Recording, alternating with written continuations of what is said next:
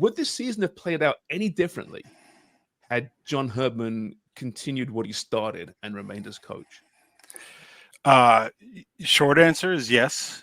Yes, and I think the reason for that is, one of my big takeaways from the chat that we had this week was, the last 5-6 years, it's almost felt like year one of a 5-year plan, just over and over and over again. And when John Herdman came in, it was the start of that new runway for this club. They had a new vision, they had a new way of going about things. He had some time to bring in the kind of players that he wanted to work with, and so that side was on track to make the playoffs and to start digging this club out of the hole that they've found themselves in these past few years. And then, of course, we all know what happened. The end of the season crumbled a little bit.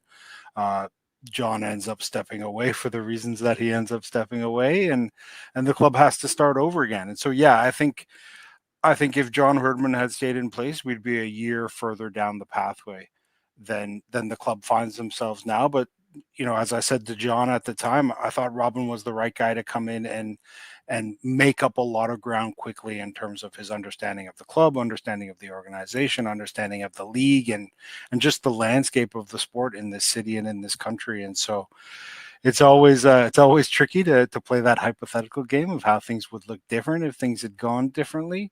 But yeah, back to my short answer. Yeah, it would have been very different if John Herdman had stayed in place. But that's the nature of the beast. The clubs take on the look of the front man as things go, and so that potential Herdman TFC in year 2 never came to be. And now we look forward to what year 2 under Robin Fraser's tenure is going to look like. JMO, it's so rare in football, any sport, that such a poor season. I forget about the optimism towards the end of the campaign with all those draws, but 6-win campaign, which is, quite honestly, it's unacceptable for a team of this stature. I think maybe we'll get to that later. But for a manager to be so secure in his job as Robin Fraser is, but you understand why. But that's not something you see very often in sports. Was it always going to be a mulligan, do you think, for him this season? I think so. I think, he was coming back. We have to remember, he was only hired in January. So he had, a short sort of window, to work with the players before the start of the season.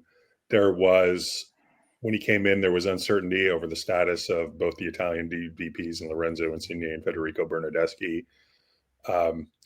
This wasn't his team. This was, a new team that he essentially inherited. He had been out of coaching for 1 or 2 years.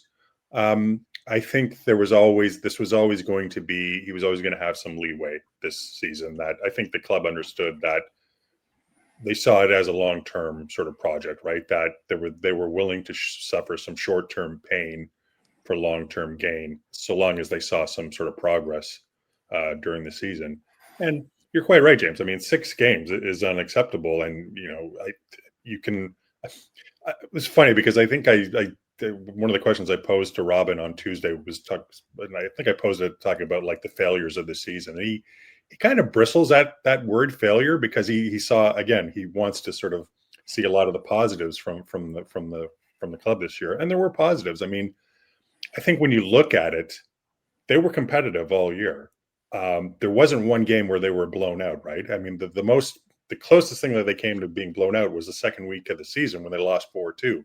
There was no sort of 3-0 or 3-1 game where they were absolutely sort of decimated. They were in pretty much every game.